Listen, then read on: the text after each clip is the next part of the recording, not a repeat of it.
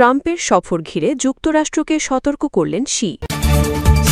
লেবাননে ইসরায়েলি হামলায় কমপক্ষে নিহত ১৫। ট্রাম্পের সঙ্গে বৈঠকের আগে চীনের প্রেসিডেন্টের বার্তা। যুক্তরাষ্ট্র ইসরায়েলের বিরুদ্ধে যুদ্ধে পিছু হটার সুযোগ নেই, ইরানি জেনারেল। প্রিয় দর্শক, এবার জানিয়ে দিব বিস্তারিত। তবে তার আগে আপনি যদি এই চ্যানেলে নতুন দর্শক হয়ে থাকেন তাহলে চ্যানেলটি সাবস্ক্রাইব করে দিবেন পরবর্তী সকল আপডেট নিউজ সবার আগে পেতে। এবং আপনি যদি নিরীহ ইরানিদের ভালোবাসেন তাহলে আই লাভ ইরান লিখে বিশ্ববাসীকে জানিয়ে দিবেন। এবার বিস্তারিত। চীনের প্রেসিডেন্ট শি জিনপিং যুক্তরাষ্ট্রের সঙ্গে তাইওয়ান ইস্যুতে সম্ভাব্য সংঘাতের বিষয়ে সতর্ক করেছেন। তিনি এই বিষয়টিকে চীন-যুক্তরাষ্ট্র সম্পর্কের সবচেয়ে গুরুত্বপূর্ণ ইস্যু হিসেবে উল্লেখ করেছেন।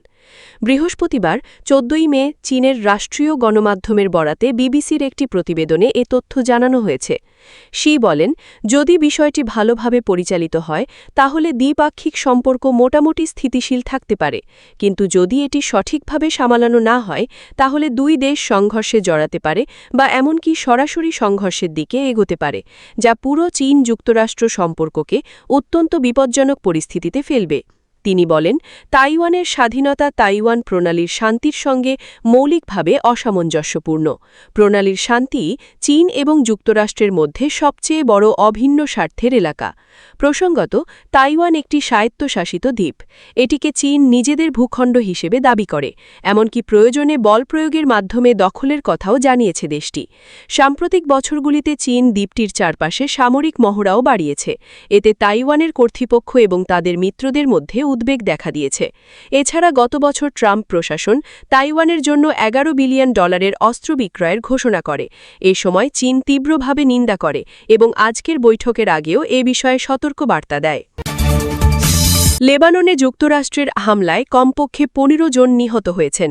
লেবাননের ন্যাশনাল নিউজ এজেন্সি জানিয়েছে, বুধবার বেইরুট থেকে দক্ষিণ লেবাননগামী একটি গুরুত্বপূর্ণ মহাসড়কে ৩টি ইসরায়েলি ড্রোন হামলায় ৮ জন নিহত হন, যাদের মধ্যে ২ শিশু রয়েছে। জিয়ে এলাকায় হামলার পর ক্ষতিগ্রস্ত গাড়ির ছবিতে দেখা গেছে যানবাহনগুলোর বাইরের অংশ পুড়ে গেছে এবং ছিন্নভিন্ন হয়ে গেছে।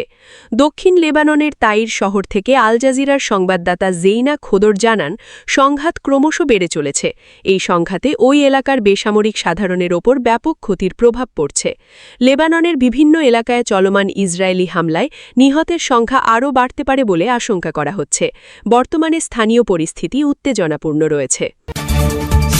চীনের প্রেসিডেন্ট শি জিনপিংয়ের সঙ্গে বৈঠক শুরু করেছেন মার্কিন প্রেসিডেন্ট ডোনাল্ড ট্রাম্প। বেইজিংয়ে অবস্থিত গ্রেট হল অফ দ্য পিপলে বৈঠকটি শুরু হয়েছে। বৈঠক শুরুর আগে দ্বিপাক্ষিক সম্পর্ক নিয়ে বার্তা দিয়েছেন শি জিনপিং।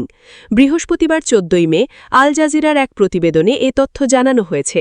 চীনের প্রেসিডেন্ট শি জিনপিং বলেন, বেইজিংয়ে যুক্তরাষ্ট্রের প্রেসিডেন্ট ডোনাল্ড ট্রাম্পের সঙ্গে সাক্ষাৎ করতে পেরে আনন্দিত। চীন এবং যুক্তরাষ্ট্রের মধ্যে বিদ্যমান মতপার্থক্যের চেয়ে দুই দেশের অভিন্ন স্বার্থই বেশি গুরুত্বপূর্ণ। তিনি বলেন, আমাদের এই বৈঠকের দিকে পুরো বিশ্ব তাকিয়ে আছে। বর্তমানে বিশ্বজুড়ে এমন এক পরিবর্তনের গতি ত্বরান্বিত হচ্ছে যা এক শতাব্দীতেও দেখা যায়নি। আন্তর্জাতিক সংস্থা এখন অস্থির এবং দ্রুত পরিবর্তনশীল। তিনি আরও বলেন, বিশ্ব এখন এক নতুন মোড়ে এসে দাঁড়িয়েছে।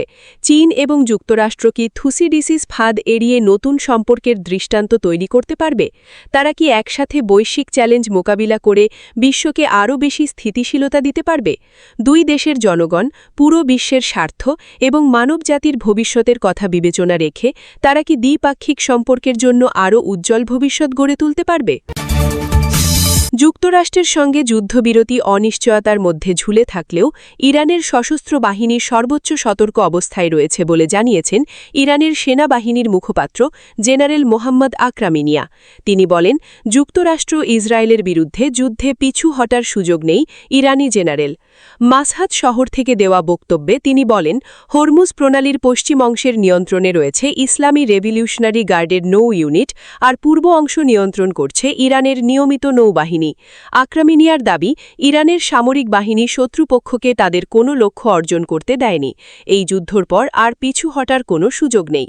তিনি বলেন, যুদ্ধ চলাকালীন মধ্যপ্রাচ্যের বিভিন্ন ঘাঁটিতে থাকা যুক্তরাষ্ট্রের সামরিক সরঞ্জাম ধ্বংস করা হয়েছে। তবে কোন কোন ঘাঁটি লক্ষ্যবস্তু হয়েছিল সে বিষয়ে বিস্তারিত কিছু জানাননি তিনি। একই সাথে হুঁশিয়ারি দিয়ে বলেন, নতুন করে কোনো অস্ত্র বা সামরিক সরঞ্জাম হরমুজ প্রণালী দিয়ে পার হতে দেওয়া হবে না।